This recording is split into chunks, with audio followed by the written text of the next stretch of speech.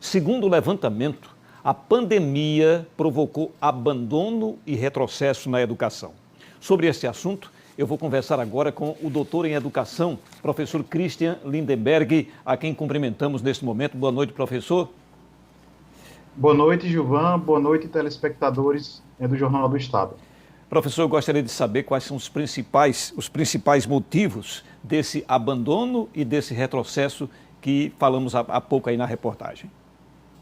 Bom, Gilvan, primeiro é bom considerar esse período especial, né, de pandemia, né, que já assola os brasileiros há praticamente 14 meses, né, considerar que desde 2016 tem um movimento no Brasil, né, de redução do número de matrículas, né, na educação básica, né. Isso ocorre por dois motivos principais, né. O primeiro é a taxa de natalidade, né, que tem diminuído ano após ano, e o segundo fator é a distorção idade-série, né, que tem diminuído. Ou seja, paulatinamente, as crianças e os jovens, né, do ensino fundamental e do ensino médio estão sendo aprovados com maior, né, celeridade.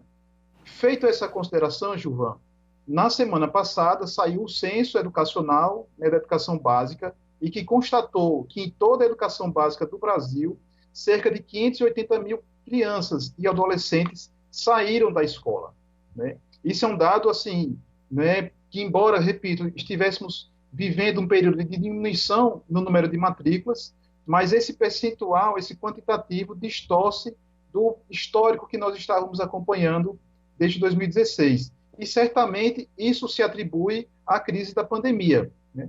Ainda não saiu o censo educacional do nível superior, né, que é uma outra realidade, né, porque, diferentemente da educação básica, a maioria dos matriculados do ensino superior está em instituições particulares, né, que a tendência é que haja um número maior de desistências por conta da crise econômica, né, pela diminuição do FIES e também por conta de cortes de políticas assistenciais no caso das universidades federais, né. Então, nós estamos vivendo um período preocupante para a educação brasileira, principalmente na educação básica e ainda mais no caso da educação básica, principalmente nas séries iniciais, onde esse número, né, de evasão, né, que o Censo Educacional constatou, né, e foi divulgado semana passada, foi um número razoavelmente expressivo.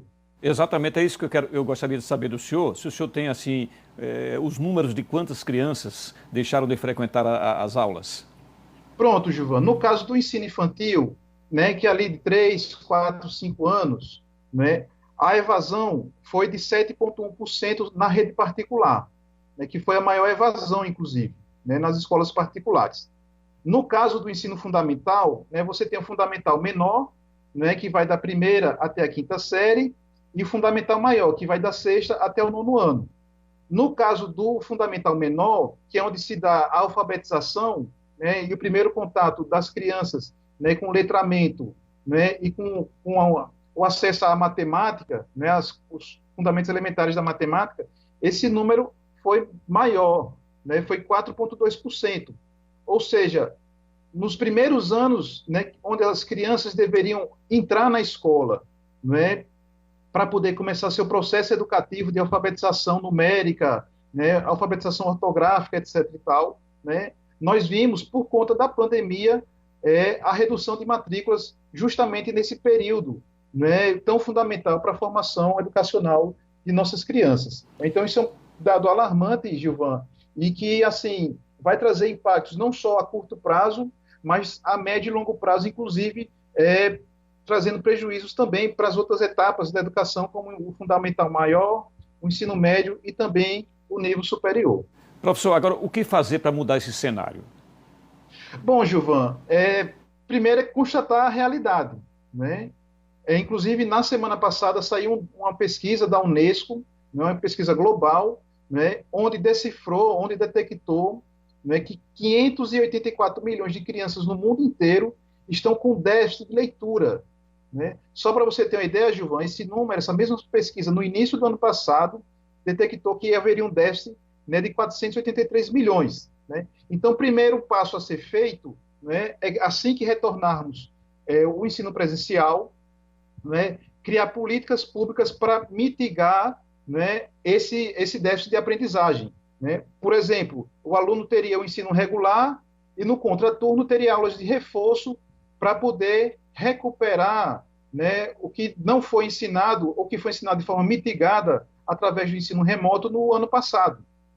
Uma outra perspectiva que deve ser considerada é a necessidade de fazer uma avaliação, né, porque o prejuízo do déficit educacional varia de estudante para estudante, de rede de ensino para rede de ensino, né, de escola para escola, né, uma coisa é a capital, outra coisa é o interior, outra coisa é a zona rural, né, a zona urbana. Então, assim, precisa fazer uma avaliação, né, de aprendizagem psicológica das crianças e dos adolescentes para saber como é que eles se encontram, para, a partir desse diagnóstico, poder fazer a intervenção educacional necessária para fazer essa reparação, né, no que se refere aos prejuízos da aprendizagem que nós tivemos. A reportagem foi muito feliz porque demonstrou, né, o documentário foi muito feliz porque demonstrou as dificuldades do ensino remoto, né? Nós temos visto, e a experiência tem demonstrado isso, que no ensino remoto, por mais que tenha sido feito o esforço dos governantes, né, nas esferas municipais, estaduais, né, e dos pais também, né, para que as crianças, né, continuem tendo acesso à escola, mas o ensino remoto não supera, né, aquela relação de aprendizagem, né, como bem apresentou no documentário, no ensino presencial, né? E, por fim, né, acha a questão da vacinação, né? O governador do estado apontou ontem que vai colocar os professores, né, no grupo de prioridades, né? Então, nós esperamos que isso aconteça, né, porque sem vacinação não tem como retornar às aulas, né? Nós está morrendo 3 mil pessoas ainda por dia, Gilvan, e hoje chegamos à triste marca de 400 mil brasileiros mortos por Covid. Então, pensar em retornar às aulas presenciais no auge, né, da pandemia, né, me parece um equívoco. Então, por isso que é necessário, antes de tudo, né, fazer uma campanha massiva de vacinação no interior da sociedade e, no caso específico, dos professores e trabalhadores da educação. Tá bom, professor. Olha, eu conversei aqui com o professor, doutor em educação, professor Christian Lindenberg, a quem agradecemos aqui por essa entrevista aqui ao Jornal do Estado. Professor, muito obrigado. Uma boa noite para o senhor, viu? Obrigado, Gilvan, e vamos continuar nos cuidando, né, para que a vida consiga vencer essa pandemia que tem alastrado, né, e tem destruído diversas famílias brasileiras. Exatamente, se Deus quiser.